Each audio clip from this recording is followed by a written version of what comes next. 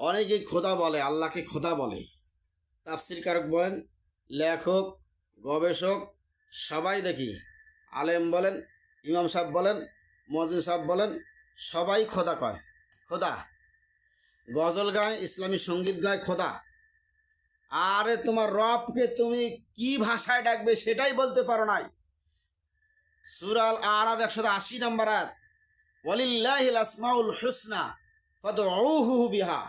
আল্লাহর জন্য সুন্দর সুন্দর নাম আছে, তোমরা সেই সব নামে ডাকো।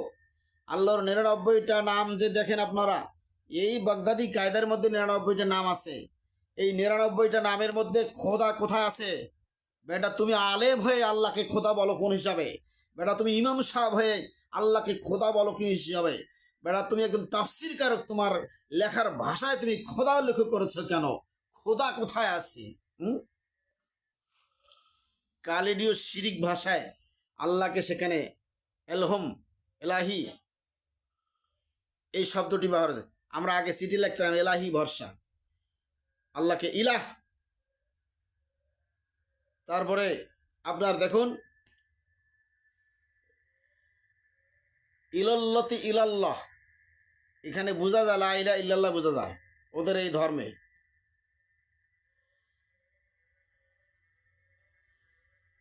অল্লো জষ্টং সৃষ্টং ব্রহ্মং অল্লো অল্লাম, এই এই উপনিষদে আছে যে এখানে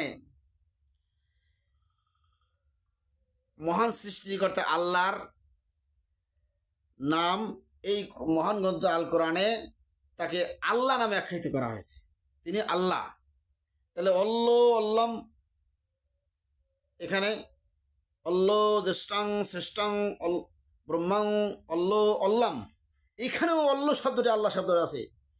তাদের এদের সংস্কৃতির থেকে এই বাংলা ভাষার উৎপত্তি, হিন্দি ভাষার উৎপত্তি, উর্দু ভাষার উৎপত্তি।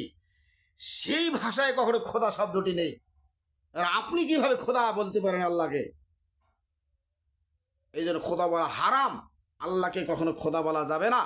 আল্লাহর 99টা নামের মধ্যে খুঁজে দেখুন কোথাও খোদা আছে। ইয়া আল্লাহু ইয়া রহমান ইয়া রহিম, ইয়া মালিক ইয়া কুদ্দুস ইয়া সালাম ইয়া মুমিন ইয়া মুহাইমিন ইয়া আজিজ ইয়া জব্বারু, কোন এই 99টা নামের মধ্যে খোদা নেই। দলিল আমরা কোথায় পেলাম? সূরা আল আরাফ 180 নম্বর আয়াত, ওয়ালিল্লাহিল আসমাউল হুসনা ফাদউহু বিহা। আল্লাহর জন্য সুন্দর সুন্দর নাম আছে, তোমরা সেই সব নামে ডাকো। কারণ ইতিপূর্বে কুরাইশের কাফেররা তারা আল্লাহর নাম বিকৃত করেছে। আজিজ ইয়া আজিজু থেকে উজ্জা তারা বের করেছে,